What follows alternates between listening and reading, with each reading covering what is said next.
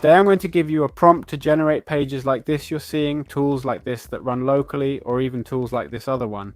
This prompt will let us create a small prototype of whatever we have in mind. A visualization, a small idea, or even a bit of inspiration. Then obviously we'll need to improve and polish that initial idea, and I'll show you how to do that too. So first things first, let's look at the prompt. This is a prompt designed for Gemini 3 Pro, and the result from Gemini 3 Pro will send directly to Google's AI Studio build. This tool lets us iterate with different Gemini 3 Pro models for free. But I'm also going to give you an even better tip and better use case than this tool, which is paid but also included in the Gemini $320 monthly subscription. It's not necessary, but it will make things more comfortable.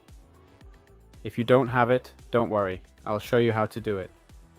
Okay, first of all, what does this prompt do? This prompt transforms raw ideas into technical instructions for creating a workspace. Basically, it creates an output ready to be used in AI Studio Build to generate tools and more. By the way, the tool I'm using to save this prompt is Prompt Vault. You'll find it in the description if you want to save your prompts, because when you watch videos like this, you get great prompts with nowhere to store them except maybe an Excel spreadsheet. Why bother, right? When you can access a tool that you simply get lifetime, you can run it locally on your computer. And now, yes, I'm going to give you the prompt. Okay, the prompt is as follows, alright? So you can see the whole thing. I'm going to put it in a notepad so you can do an OCR, okay? Basically, what you do is screenshot the computer screen right now, send it to an AI and ask it to do an OCR. And this way you get the prompt completely free. Look, you can subscribe if you want. So basically what this prompt does is tell it that it's a prompt engineer and that it will also have to propose a solution for the architecture of the project we present to it. It has a variable, okay? Well, I put the variable in Spanish, which is this one here that says describe your idea here, okay? Which basically means describe your idea, okay? Describe your idea. So what we'll do is copy the prompt, hit copy, and fill in the variables. As you can see, this program is already set up so we can fill in the variables and everything. Right now there's only a small space, but in the future there'll be more room to see everything, okay? So what I'm going to ask for, what I want, is because I needed another tool, one that could generate charts and animated graphics just by inputting the data to make them look aesthetically nice for videos and such. So that's what I said. Literally, what I'm going to put is, I want a tool that lets me create custom charts where I just input the data and it makes a chart I can export as PNG or even as animated. MP4 videos that lets me define variables and everything needed for a tool like this.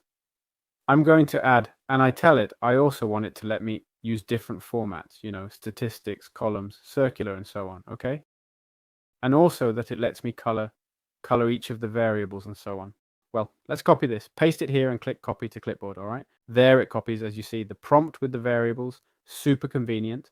And we go to AI Studio Build, okay? And what we'll do is first select the model 3 Pro Preview, okay? Or the best model available at that time, in this case 3 Pro Preview. This model takes longer to think, but gives us better solutions than what the Flash would be. Then we have the system instructions. Here, if we want to give it system instructions based on the idea we've had, that's fine, or even based on the programming, but no, it doesn't make much sense. In the end, everyone here will put their own thing, okay? Is it necessary? No. Have I used this section? No. Okay? No, I don't think I've missed anything. I've used something specific once and haven't noticed a big difference, but if you think there's something specific you don't want in your project, for example, you don't want emojis, you don't want the Gemini API used, you don't want APIs used, etc. Okay, so let's go there. Then we go to System Instructions Template and we'll select React and TypeScript, okay? In case it's not set by default. Important, let's paste the message now. We're going to paste the message, in Gemini, okay? We go to Gemini and send it to the Gemini 2.0 Flash model. This same prompt, okay? Even though I said it's for Gemini 2.0 Flash, okay? If we don't have access to Flash because we don't have the paid version,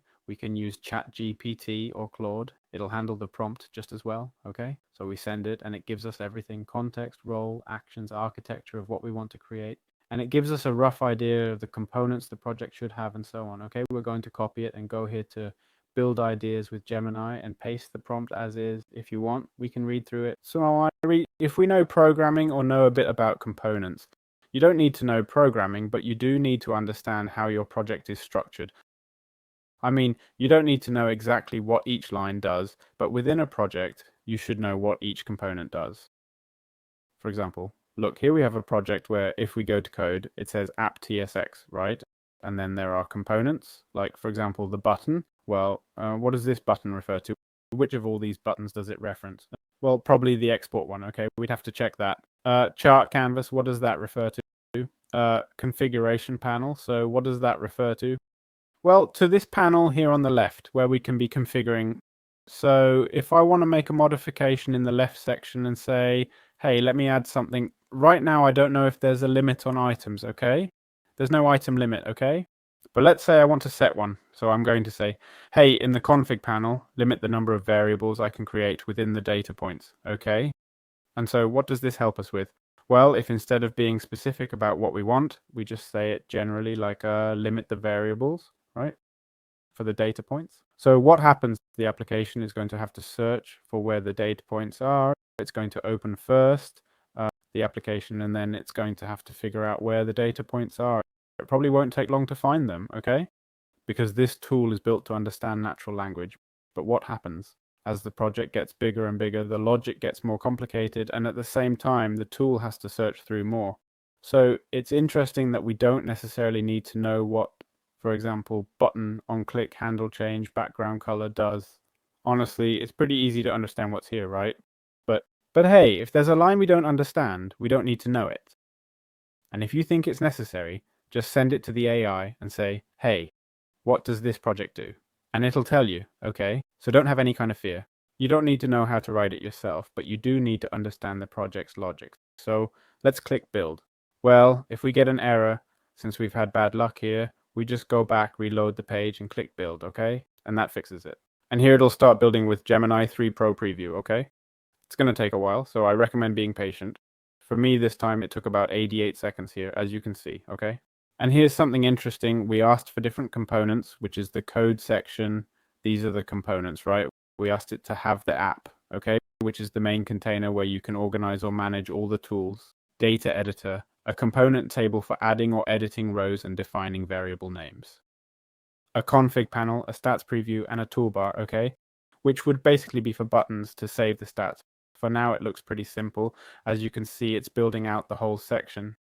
And there we have the result, ProChart AI. Do you think a tool like this already exists? Well, no. Here we have it, ProChart AI. If we hit replay, what happens? Okay, it runs the sample. It's showing different styles, columns, lines, areas, and circular, right? Which is basically what I asked for. We can't define the animation duration or anything. So now we'd start our work, which is iterating with the tool.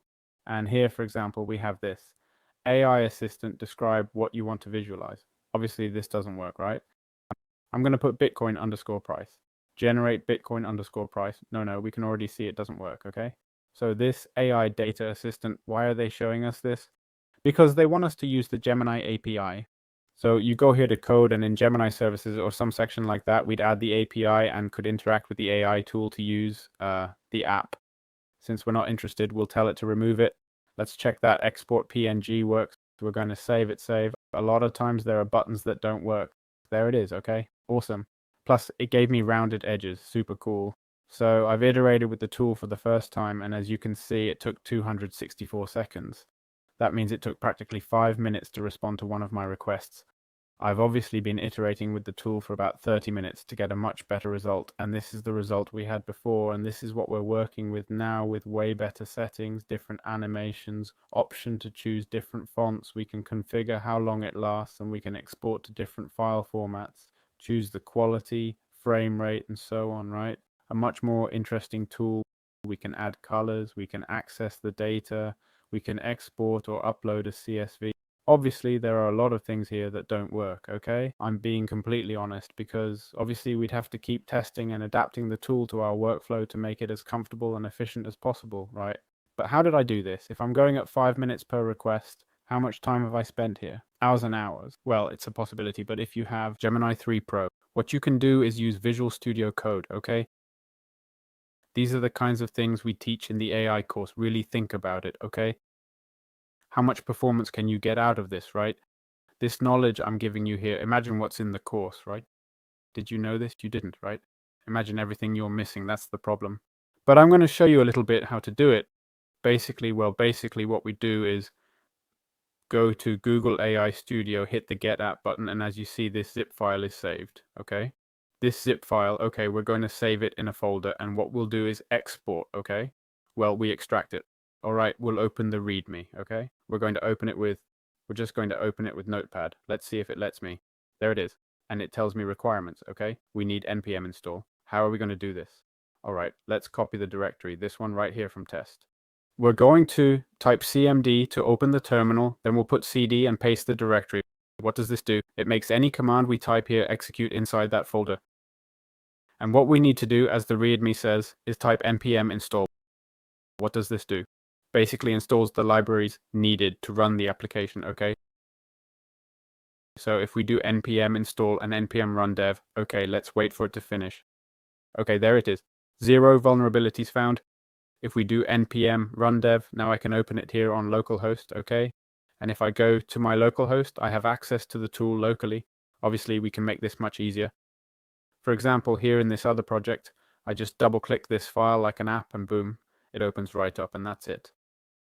I don't need to mess with the terminal and all that. Well, you guys can configure that yourselves.